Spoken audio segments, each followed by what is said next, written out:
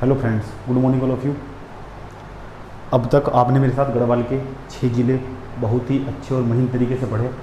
आज हम समझने की कोशिश करेंगे गढ़वाल मंडल का 7वां ज़िला। जो गढ़वाल मंडल का 7वां ज़िला है उसे क्या क्या पर्सन बन सकते हैं। हम भी इसी ज़िले में रहते हैं।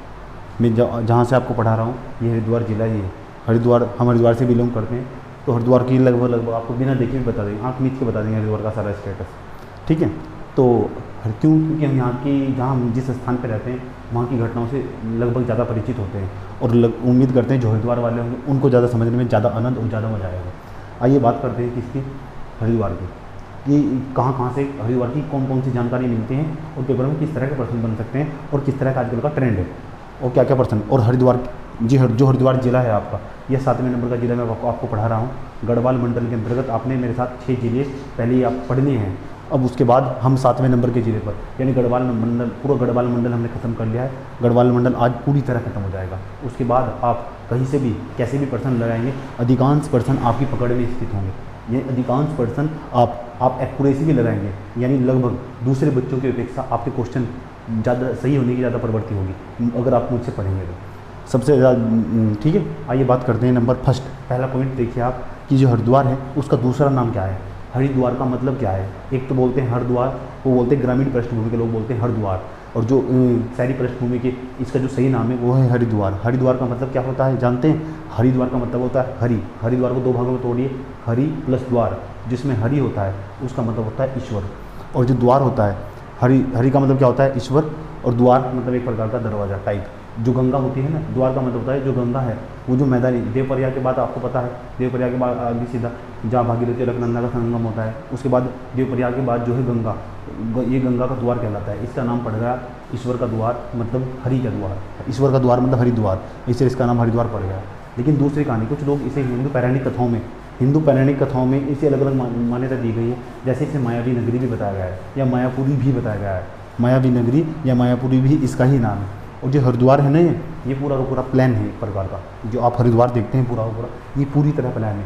इसमें कहीं भी गढ़वाल मंडल जैसी विशेषताएं नहीं दिखाई देती, ज़बरदस्ती शामिल करने वाली बात है। आप ऐसे कह सकते हैं ये पूरा का पूरा ना पहले 28 दिसंबर 1988 से पहले 28 दिसंबर 1988 से पहले ये सहारनपुर मंडल में पड़ता था। जब 9 नवंबर 2000 को उत्तराखंड बना तो इसे काटकर सहारनपुर मंडल से इसे किसमें 28 दिसंबर 1988 में क्या किया गया, सहारनपुर मंडल से काटकर इसको अलग कर दिया गया और एक नए जिले के रूप में मान्यता दे दी गई। पहले ही यूपी में आता था पूरा का पूरा, यानी ज़बरदस्ती गढ़वाल में शामिल करने की बात कही गई है इसको। इसलिए हम ये जो है हरिद्वार ये पूरा का पूरा उत्तराखंड में आता है, उसमें आता है उत्तराखंड में आता है, जो कि गढ़वाल मंडल में पड़ता है। गढ़वाल मंडल का 7वां जिला मैं आपको पढ़ा रहा हूँ, जो 28 दिसंबर 1988 को, डेट भी बहुत ज़्यादा इंपॉर्टेंट है, 28 दिसंबर 1988 को सहारनपुर से अलग हुआ था। ये आपको याद रखना है। दूसरा सबसे बड़ा खास बात इसके बारे में क्या है हरिद्वार में ऐसा खास, आप जानते हैं जो हरिद्वार है ना, हरिद्वार में क्या है, ये अपनी जो औद्योगिक यहाँ के जो धार्मिक प्रवृत्ति यहाँ पर दिखाई पड़ती है, जो यहाँ की धार्मिक प्रवृत्ति है उसके लिए बहुत ज़्यादा पॉपुलर और फेमस और प्रसिद्ध है। तो कह सकते हैं कि जो यहाँ पर हरिद्वार में अगर कोई चीज़ है तो धार्मिक मान्यता है बड़ी संख्या में। चाहे कुंभ का मेला हो, अनेक प्रकार के पर्व हो, त्यौहार हो, अनेक प्रकार के स्नान हो, समझे, चाहे वो आपका कावड़ मेला हो, अनेक प्रकार के मेले हैं, अनेक प्रकार के त्यौहार जब भी लगते हैं यहाँ पर, तो बड़ी मात्रा में यहाँ लोग हर की पौड़ी पर स्नान करने के लिए पहुँचते हैं। कहाँ से बनी हर की पौड़ी, क्या था हर की पौड़ी का इतिहास, आइए जानते हैं। हिंदू पौराणिक कथाओं को पढ़ने पर हमें क्या जानकारी मिलती है। जब हिंदू पौराणिक कथाओं को पढ़ते हैं तो पौराणिक कथाओं को पढ़ने पर जानकारी मिलती है कि एक खगोलीय पक्षी थे जब वे अमृत का घड़ा लेकर जा रहे थे। किसका घड़ा? अमृत का घड़ा।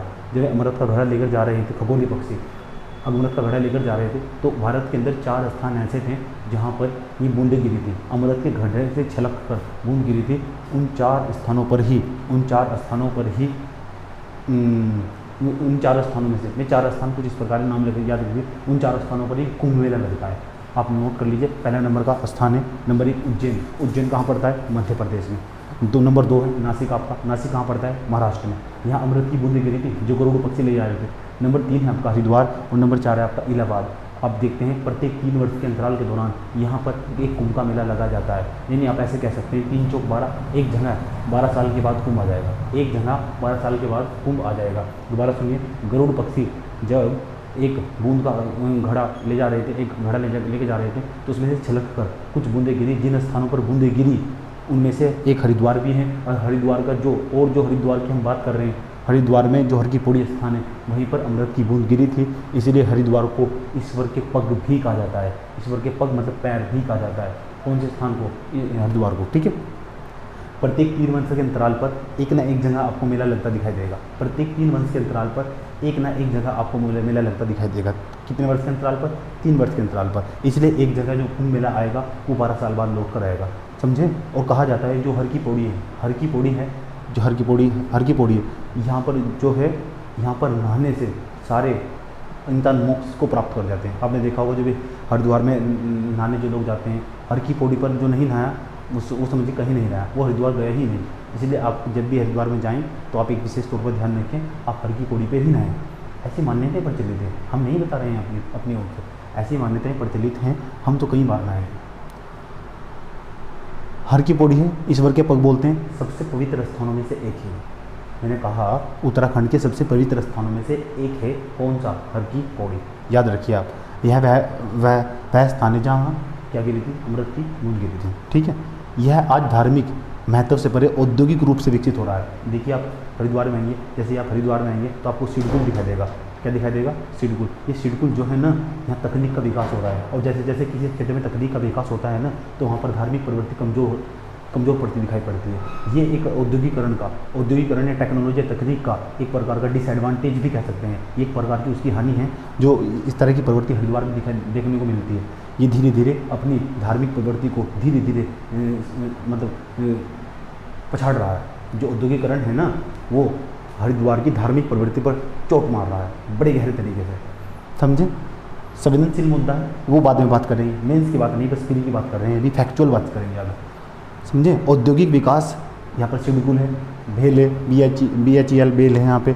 इसका जो उपनाम है हरिद्वार का, आपसे प्रश्न पूछा जाएगा, इसका उपनाम है मायापुरी। दूसरा अस्तित्व में कब आया? 28 दिसंबर 1988 को। कहाँ से लगू हुआ है? ये आपका सहारनपुर मंडल से लगू हुआ। अब हरिद्वार की जनसंख्या आपको जानकर हैरानी होगी, पूरे उत्तराखंड में सबसे ज़्यादा जनसंख्या किसकी है? हरिद्वार की। लगभग कितनी? 18,90,000। ये मैं आंकड़ा कहाँ से बता रहा हूँ? 2011 की जनगणना के मुताबिक। अब नए आंकड़े आने वाले हैं 2022 में। कोरोना के कारण जो ये जनसंख्या जनगणना होनी थी वो लेट हो गई। अब जो जनगणना होगी 2022 में होगी। अप्रैल मई तक आंकड़े जारी कर दिए जाते हैं। समझे? जब आपको जनगणना पढ़ाएंगे ना यहाँ पर उत्तराखंड की जनगणना, उत्तराखंड का डाटा निकाल के देंगे, आपकी आंखें धरी की धरी रह जाएंगी। समझे? जनसंख्या कितनी है? 18,90,422 की लगभग जनसंख्या है, जिसमें से 10 लाख पुरुष और लगभग 8 लाख महिलाएं हैं। जिसमें से 10 लाख पुरुष और लगभग 8 लाख के आसपास महिलाएं हैं। इससे पता चलता है किसी एक क्षेत्र में महिलाओं की संख्या अगर कम हो, इससे यह निष्कर्ष निकलता है कि वह समाज की तरह पिछड़ा हुआ है। यानी हरिद्वार में जनसंख्या होने के बावजूद भी महिलाओं की इतनी दयनीय स्थिति है। कैसी स्थिति है? दयनीय। लेकिन देखिएगा पूरे उत्तराखंड में सबसे ज़्यादा जनसंख्या कहाँ की है? हरिद्वार की। और जनसंख्या घनत्व भी यहीं का है। प्रति 1 किलोमीटर का स्क्वायर के एरिया में 1 किलोमीटर इधर, 1 किलोमीटर इधर और 1 किलोमीटर इधर जाइए, तो आप जाइएगा तो यहाँ आपको 1 किलोमीटर स्क्वायर के एरिया में 1 किलोमीटर स्क्वायर जनघनत्व जानते हैं आप? कई बार बता चुके हैं, हर वीडियो में आपको जनघनत्व बताया है। तो 1 किलोमीटर स्क्वायर के एरिया में 1 किलोमीटर स्क्वायर के एरिया में हरिद्वार में 800 लोग पाए जाते हैं। 801 लोग। कितना बड़ा जनघनत्व यहाँ का। और ये जनसंख्या है ना, महाविस्फोट होने वाला है। 30.63% की वृद्धि, 30.63% से जनसंख्या लगातार बढ़ रही है। किसकी? हरिद्वार की। जनसंख्या बढ़ने के क्या कारण हो सकते हैं आप बता सकते हैं मुझे कमेंट बॉक्स में बताइएगा। एक कारण हम आपको बताते हैं, क्योंकि यहाँ की जलवायु गर्म है। क्योंकि यहाँ की जलवायु गर्म है तो जहाँ की जलवायु ज़्यादा गर्म होती है तो वहाँ जनसंख्या तेज़ी के साथ बढ़ती है। जब आपको ज्योग्राफी पढ़ाएंगे, भूगोल पढ़ाएंगे, उसमें अच्छे तरीके से पढ़ाते हैं कैसे जनसंख्या किसी एक क्षेत्र की बढ़ती है। तो जहाँ की जलवायु बहुत ज़्यादा गर्म होती है तो वहाँ की जलवायु गर्म होने के कारण क्या होता है? तो वहाँ पर जनसंख्या विस्फोट होता है। ऐसा कि हरिद्वार में हुआ है। क्या है जनसंख्या बढ़ने के क्या दुष्परिणाम हो सकते हैं? क्या बता सकते हैं आप? जनसंख्या बढ़ने के क्या दुष्परिणाम हो सकते हैं? क्या बता सकते हैं? ये भी आप कमेंट बॉक्स में बताएं। इसमें साधारण सी बात है, गाँव में बैठने वाले 4 व्यक्ति औरत ये सब बैठ के यही बातें करते रहते हैं, जनसंख्या बढ़ रही है लगातार, इसके क्या दुष्परिणाम हो सकते हैं? इसका आप बताइए। चलिए, क्षेत्रफल कितना है? 23,60 किलोमीटर स्क्वायर। कितना? 23,60 किलोमीटर स्क्वायर इसका क्षेत्रफल है। किसका? हरिद्वार का। उसके बाद जनसंख्या मैंने आपको बताई। लिंगानुपात देख लीजिए। जब हम किसी एक क्षेत्र का, मैंने कहा ये आंकड़े हैं ना, ये याद करने वाली चीज़ नहीं है। हो सकता है मैं आपको इस साल ये सारे आप याद कर ले, अगले साल सब कुछ बदल जाए। हो सकता है आप इस साल सारे आंकड़े याद कर ले, अगले साल सब कुछ बदल जाए। लेकिन मेरे साथ आपको पढ़कर इतनी तो समझ विकसित हो ही जाएगी कि आप किसी भी बुक को उठाकर देख सके इसमें से क्या पढ़ना है और क्या छोड़ना है। पढ़ने से पहले ये जरूर सोचना होगा कि आपको क्या छोड़ना है। ठीक है? तो बात करते हैं किसकी, लिंगानुपात की। लिंगानुपात यह बताता है कि महिलाओं की स्थिति कितनी दयनीय है। हरिद्वार में 1000 पुरुषों पर 877 महिलाएं हैं। ज़रा सोचिए, अगर हम पूरे भारत का लिंगानुपात देखें, राज्यों में देखें, तो हरियाणा का लिंगानुपात सबसे कम दिखाई पड़ता है। 873 महिलाएं हैं, 873 1000 पुरुषों पर। अब सोच लीजिए कितनी बुरी स्थिति है। लिंगानुपात, हमें हरिद्वार का लिंगानुपात यह बतलाता है कि यहाँ पर महिलाओं की स्थिति दयनीय है। यहाँ का जो समाज है वह पुरुष वर्चस्वशाली समाज है। हम ऐसे कह सकते हैं यहाँ के जो लोगों की सोच है वो पितृसत्तात्मक है। आप भी देखिए ना अपने घर में, हमेशा घर के सारे फैसले कौन लिखते हैं, पुरुष, आपके बाबा या आपके पापा, लेकिन लेंगे पुरुष ही। मुख्य रूप से हरिद्वार में पुरुष डोमिनेट करता है। बहुत ही कम चांस होंगे कि यहाँ पे महिलाएं डोमिनेट करती हैं। डोमिनेट समझते हैं, पूरे घर को जो डोमिनेट करती हैं। तो इनकी जो पुरुषों की जो डोमिनेट करने की जो मानसिकता है वो पहले से ही बनी हुई है और आज भी विद्यमान है। आज देखिए यहाँ पर जो लिंगानुपात कम होना यह बताता है कि लोगों की स्थिति कितनी दयनीय है। यहाँ तो 4 बच्चे पैदा करने के बाद लोग सोचते हैं अरे सब कुछ भगवान की देन है। 4 बच्चे पैदा करने के बाद पता है क्या कहते हैं, सब भगवान की देन है।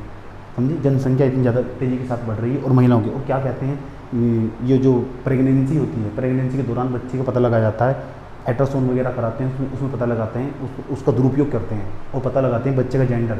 अगर लड़की होती है तो उसकी गर्भ में हत्या कर दी जाती है। यही कारण है यहाँ का लिंगानुपात कमज़ोर है। ठीक, कितनी बुरी मानसिकता है। ठीक, तहसील कितनी है यहाँ पे, 5। आइए 5 के आपको नाम बताते हैं कौन कौन सी तहसील है। नंबर 1 है आपकी हरिद्वार एक तहसील है, याद रखिएगा। नंबर 2 है आपका रुड़की। नंबर 3 है आपका भगवानपुर, नोट करते चले जाइए। नंबर 4 है आपका लक्षर। नंबर 5 है आपका नारसन। नंबर 5 है आपका नारसन, लक्षर, भगवानपुर, नारसन, लक्षर, भगवानपुर और रुड़की और हरिद्वार में, हम रुड़की तहसील में रहते हैं। ठीक है। विकासखंड कौन सा है, विकासखंड कितने हैं यहाँ, 6। नाम याद कर लीजिए। नंबर 1 खानपुर और ऐड कर लीजिए। जो भी थोड़ी देर पहले हमने आपको नाम बताए तहसील के, उसमें एक और ऐड कर लीजिए, उसका नाम है खानपुर। हरिद्वार के पास पड़ता है, साइड से जाएंगे तो। हरिद्वार, रुड़की, भगवानपुर, लक्सर, नारसन, खानपुर, कितने ब्लॉक हो गए, 6 ब्लॉक है। उसके बाद नेक्स्ट आप जानते होंगे चंडी देवी मंदिर है जो यहाँ का, वो बहुत ज़्यादा फेमस और पॉपुलर है और प्रसिद्ध है।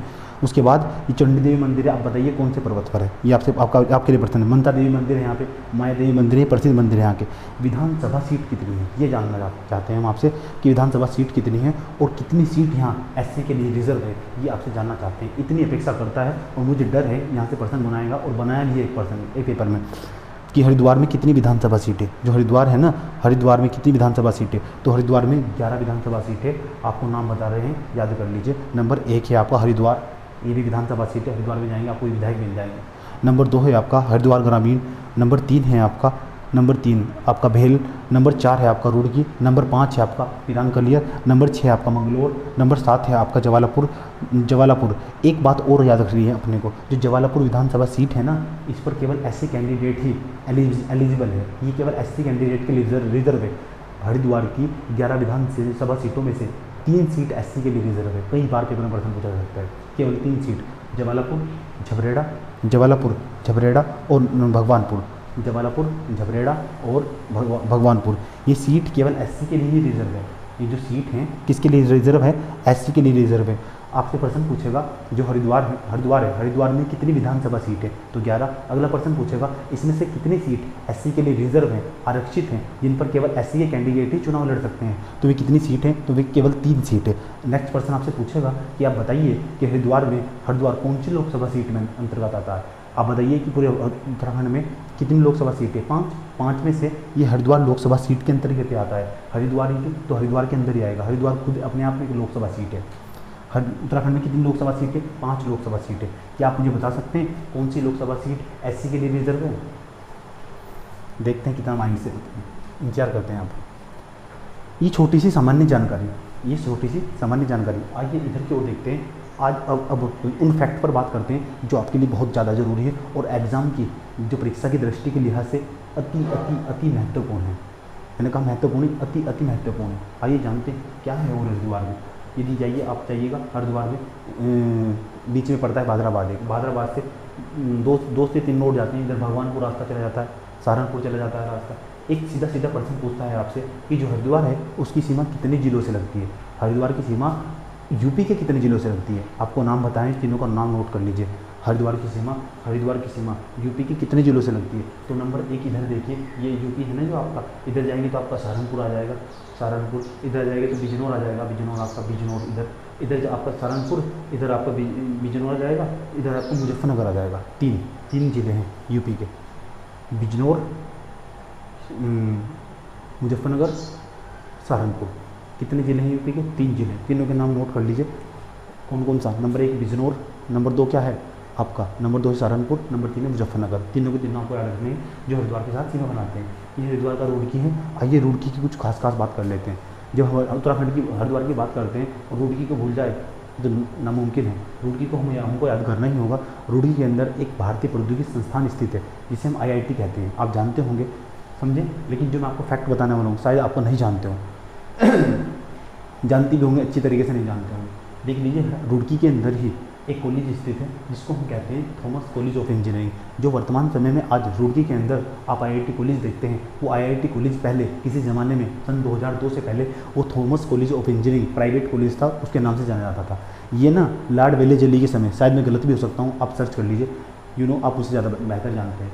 लॉर्ड वेलेजली के समय में 1848 में, लॉर्ड वेलेजली के समय में 1847 ईस्वी में, 1847 देश आज़ाद होने के 100 साल पहले थॉमस कॉलेज ऑफ इंजीनियरिंग की स्थापना की गई थी। और ये पहला सिविल इंजीनियरिंग कॉलेज था जो आज भी देश के टॉप 10 IITs में स्थित है। जानते हैं आप, देश के टॉप 10 IITs में इसका नाम आता है।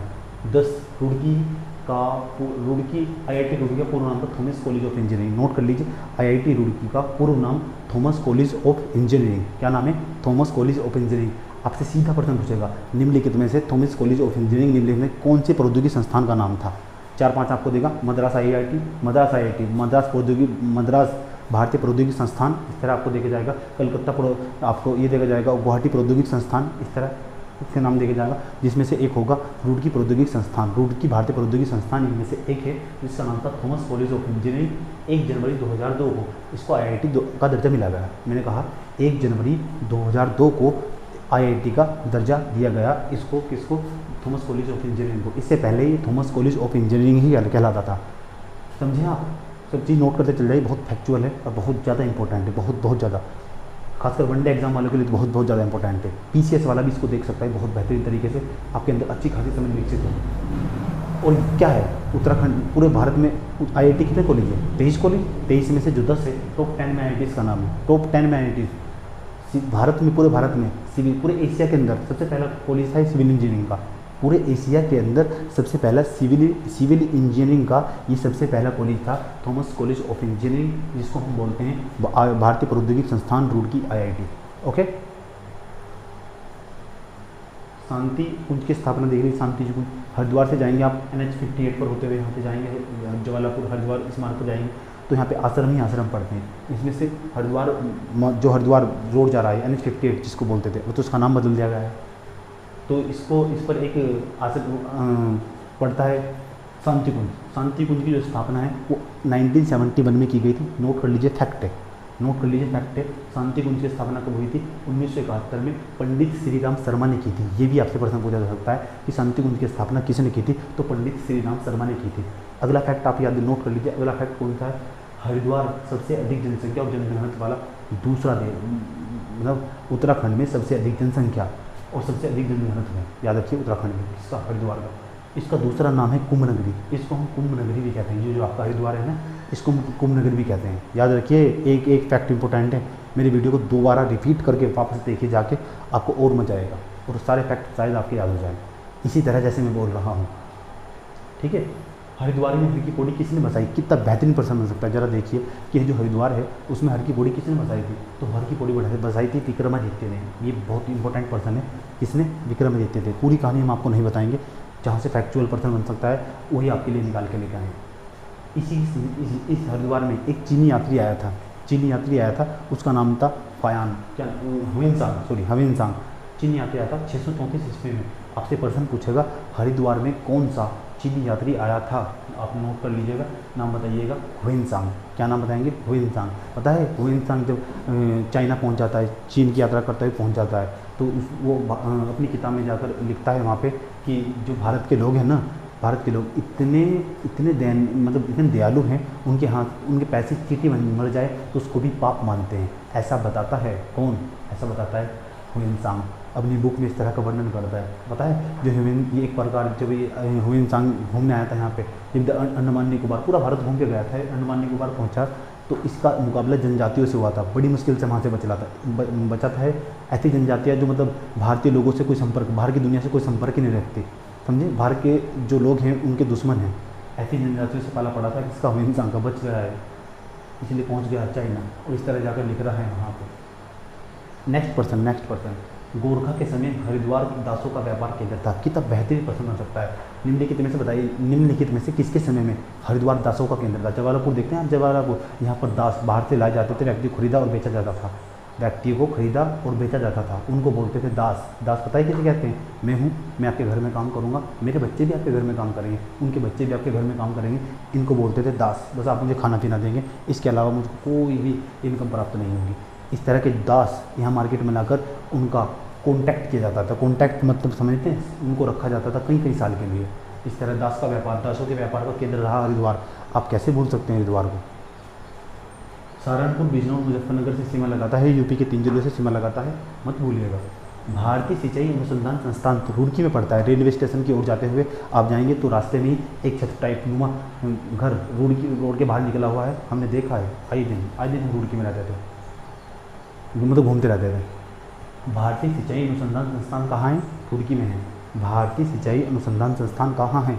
रुड़की में है। एकमात्र सिंचाई अनुसंधान संस्थान है जो पूरे उत्तराखंड में कहाँ है? रुड़की में है। कई बार पेपर प्रश्न थे। हज़रत अलाउद्दीन अहमद शाह साबिर दरगाह, हज़रत अलाउद्दीन अहमद शाह साबिर दरगाह, ये कलियर में है, लेकिन इसे काउंट करते हैं रुड़की में। पेपर में ऑप्शन कलियर नहीं आएगा। कलियर हमारे यहाँ का सबसे सुंदर शहर है। आप आएंगे तो आप मतलब हैरान में पड़ जाएंगे।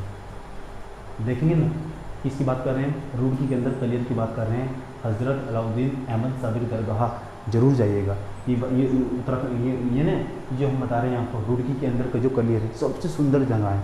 मेरे को तो नहीं लगता इससे ज़्यादा कोई सुंदर जगह होगी। आप जरूर आइए, जाइए नीचे, ठीक है। इस पॉइंट थोड़ा गौर करवाइएगा, ठीक है, थोड़ा खुद सर्च कर लीजिएगा।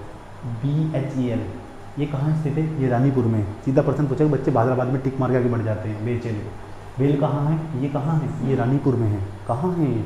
रानीपुर में। यहाँ से सामान बनाकर यूरोप तक भेजा जाता है। ज़रा सोचिए, ये अंग्रेजों के टाइम की। चंडी देवी मंदिर कौन से पर्वत पर स्थित है? थोड़ी बात तो नील पर्वत पर स्थित है। किस पर्वत चोटी पर है? नील पर्वत चोटी पर स्थित है। कौन सा मंदिर? चंडी देवी मंदिर। हरिद्वार में किस तमिल कवि की मूर्ति लगी हुई है? हरिद्वार में। सीधा पर्सन टाइप लिखते हैं, मैंने ज़्यादा पर्सन बनते हैं। किस तमिल कवि की मूर्ति लगी हुई है ये मुझे आप बताइए। संत तिरुवल्लर ये तमिल कवि है। इनकी मूर्ति हरिद्वार में स्थापित की गई है।